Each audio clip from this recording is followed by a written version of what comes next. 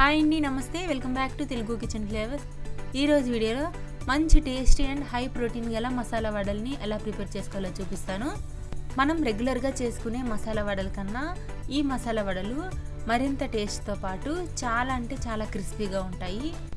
తిన్న కొద్దీ తినాలనిపించేంత గొప్ప టేస్టీగా ఉండే ఈ మసాలా వడల కోసం ముందుగా ఒక బౌల్లోకి 1 కప్పు వరకు పచ్చిశనగ పప్పుని, అలాగే పావు కప్పు వరకు వేరుశనగ గుళ్ళను కూడా వేసుకొని వీటిని 2-3 సార్లు కడిగి 3 గంటల పాటు నానబెట్టుకోవాలి.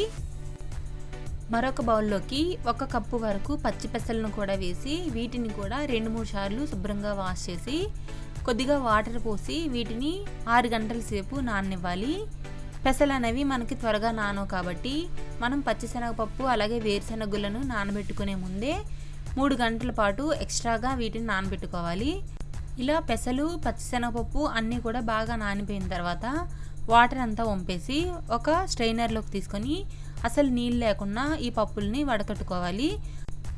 ఈ వడల కోసం మనం పచ్చపెసల్ని అలాగే వేరుశనగ గుళ్ళని వాడుతున్నాం కాబట్టి ఈ వడలు ఎంతో టేస్టీగా ఉండడంతో పాటు ఎన్నో పోషకాలని కలిగి ఉంటాయి.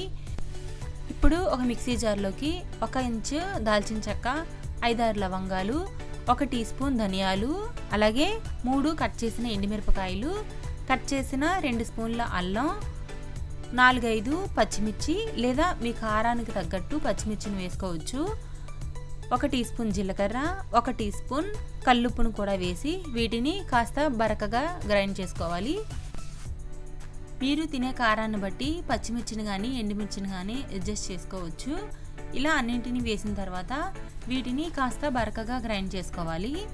చూసారు కదా, ఇలా కాస్త కచ్చాపచ్చాగా గ్రైండ్ చేసుకున్న తర్వాత దీనిలోకి మనం ముందుగా వడకట్టి పక్కన పెట్టిన పప్పులను ఒక 2 పిడికిల వరకు ఈ మిక్సీ జార్లో వేసి చాలా బరకగా వీటిని గ్రైండ్ చేసుకోవాలి.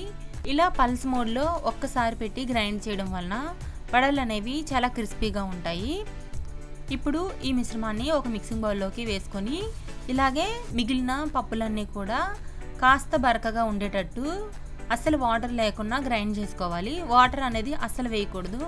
దీనిలోకి మనం ఉల్లిపాయలని యాడ్ చేస్తాం కాబట్టి దాని నుంచి వచ్చే వాటర్కి మనం వడలు కలుపుకోవడానికి సరిపోతుంది.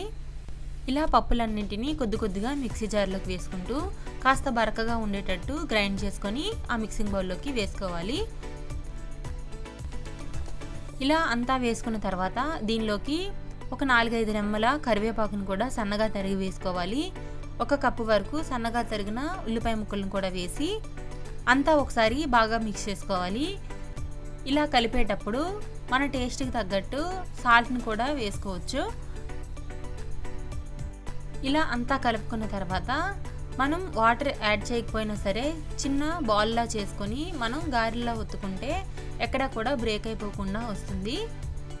ఇప్పుడు స్టవ్ ఆన్ చేసి కడాయిలోకి డీప్ ఫ్రైకి సరిపడా ఆయిల్ వేసి మరిగించాలి. హై ఫ్లేమ్లో ఉంచి ఆయిల్ అనేది బాగా మరిగిన తర్వాత పిండిని కొద్దిగా బాల్స్లా తీసుకుంటూ ఇలా చేతి మీద వీడియోలో చూపిస్తున్న విధంగా వడల్లా ఒత్తుకొని బాగా మరిగిన ఆయిల్లోకి వేసి ఫ్రై చేసుకుంటే సరిపోతుంది. మీరు ఇలా చేతి మీద కానీ వడల్లా వత్తి వేసుకోలేము అనుకుంటే ఏదైనా పాలిథిన్ కవర్ మీద కానీ లేదా అరిటాకు మీద కానీ కొద్దిగా బాల్స్లా తీసుకొని వడల్లా వేసుకుంటే సరిపోతుంది. ఇలాగే మిగతా పిండి అంతటిని కూడా వడల్లా వేసుకొని వేడిగా ఉన్నప్పుడే వీటిని సర్వ్ చేసుకుంటే చాలా క్రిస్పీగా చాలా టేస్టీగా ఉంటాయి. మీ ఇంటికి ఎవరైనా గెస్ట్లు వచ్చినప్పుడు కానీ లేదా స్పెషల్ అకేషన్స్ అప్పుడు కానీ మీరు ఈ మసాలా వడల్ని వాళ్ళకి చేసి పెట్టినట్లయితే వాళ్ళు మీ వంటలకి ఖచ్చితంగా ఫిదా అయిపోతారు. చూసారు కదా, చాలా టేస్టీ అండ్ హై ప్రోటీన్ గల మసాలా వడలు అనేవి రెడీ అయిపోయాయి. మీరు కూడా మీ ఇంట్లో ట్రై చేసి మీకు ఎలా వచ్చాయో కామెంట్స్లో చెప్పండి. ఈ వీడియో కనుక మీకు నచ్చినట్లయితే లైక్ చేసి మీ ఫ్రెండ్స్ అండ్ ఫ్యామిలీ మెంబర్స్కి షేర్ చేయండి. సబ్స్క్రైబ్ చేసి పక్కనే ఉన్న బెల్ ఐకాన్ని క్లిక్ చేయడం మర్చిపోవద్దు. మరొక మంచి వీడియోతో మళ్ళీ కలుద్దాం. అంతవరకు thanks for watching. Bye bye.